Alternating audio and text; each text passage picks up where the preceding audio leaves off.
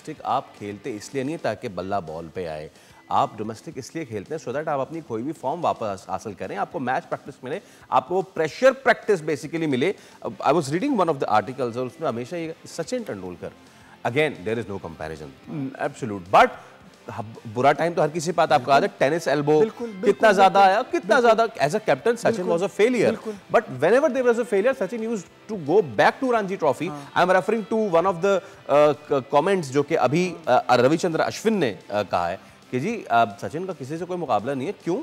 क्योंकि वो अपना किसी से मुकाबला होने नहीं देता था, वो जाता था वापस in the Ranji, he used to respect Ranji. So इतना रिस्पेक्ट है रणजी के लिए। आप मुझे बताएं हमारे जो प्लेयर्स हैं, बाबर को एक साइड कर दें, बाकी जितने प्लेयर्स हैं खेले ही नहीं रेड बॉल, कोई है रिस्पेक्ट रेड बॉल से कोई नहीं खेलना चाहता भाई। और जहाँ तक उसकी बात है मैं बता दूं, मोइन भाई वगैरह, राशिद भाई, ये लोग जब अगर नहीं अच्छा कर रहे होते थे ना, ये अपने पैसों से लड़कों को जमा करके क्लब के मैचेस रखते थे ताकि 40 ओवर बारी करें। अभी तो दूर की बात हो, तो अभी असद शफीक का बता दूं जी, वो यहाँ पर आके कराची में क्लब के मैचेस खेलता था कि भाई ताकि बारी करूँ, मैं बारी करनी आए।